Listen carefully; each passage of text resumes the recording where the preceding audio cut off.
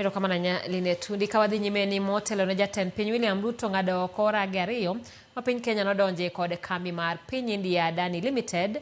Kambi mar Adani odonjne kod ketho mar mibadhi e piny Amerika. Gwatama Adani ma en wuon kambi mar Adani Limited odonjne e piny Amerika gi ketho mar mibadhi maromo silings bilion 32 mawachore ni ne ochiwo kaka asoya ne piny owacho mar India mondo mi giyudo raka mane gidhi yude yuto maromo silings bilion 400 kuom thuolo mar higni 2. Twak ewi kambi mar Adani osebedo kokwako pacho ka ahinya to bang' oganda jo Kenya ne yango ni sirikand Kenya ne nikod chenro mar keto paw ndeke ma JKIA e lwet kambi mar Adani mar timo dongruok.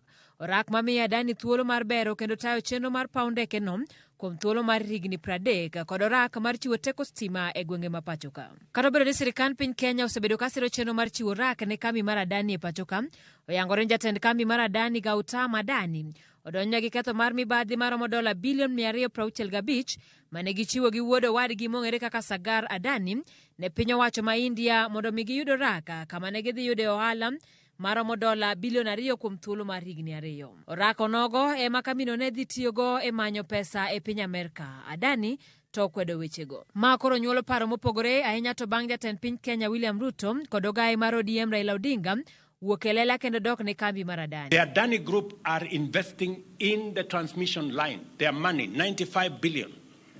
We would have otherwise gone to borrow that money, burden the people of Kenya. We will pay for that transmission line using a wheeling charge. Adani company conglomerate is worth over $200 billion.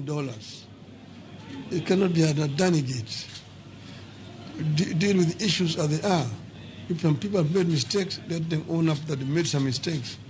But do not begin to condemn innocent companies. Manenja ten migao mateko machon Davis Chirchir nokone od bura ni kambi mar Adani onge kod historia mora mar mibadhi kendo chiwo ne ler mar tiyo kod piny Kenya.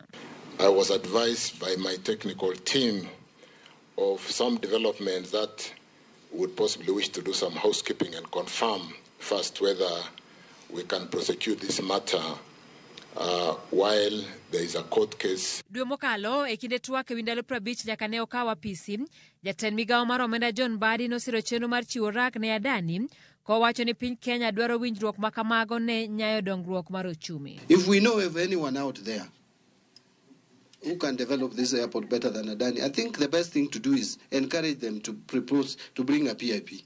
Why can't these people who are saying there are other people out there, why can't they encourage them? Motelo kawuono kane jatend piny poko chako twak mare od bura, jatend migao mar teko Pio Wandayi ne ochopo nyim od buch Senate kama ne odok ne kambi mar Adani ma yande omiyo rak mar keyo stima e bwo kambi mar Ketrako. Following those two phases of due diligence, as provided for under Section 41 of the PVP Act, we had no knowledge of any other adverse matters that could have come to light maybe now or some months or weeks earlier. Wandayi ne omako chung' motegno ni Kenya ok bi mayo Adani orak kata obedo ni mibadhi mar asoya omieno kambino e piny Amerika. And therefore, we are proceeding on the basis of the outcome of the very rigorous due diligence exercise that was undertaken by the contracting authority. Oganda jo Kenya bende chiwo pachgi ewi okang' ma jatend piny mayo kambi Adani orage mayande osemiye. Gigegi duto manyiewo gitimo ka kwa Adani ne gin gik mopondo. Kendo noponda kabisa mikia kamikwalie gi kama okikwalie kamitime marach gi kamitime maber. Giket gik moko bet kata kano odichienge mondo ti wang'igo ni gik mowacho odichienge matiyo. O gik mowachi mudho, gik mikia kata kako chaki gi kaka gidhi gitimo. Sirikal bochacha nogole, samoro dwaro mana so agenda ne moro, emomiyo wacho nwa nogole, to eling kata iye, gini biro yudo ni at long last ibro soye.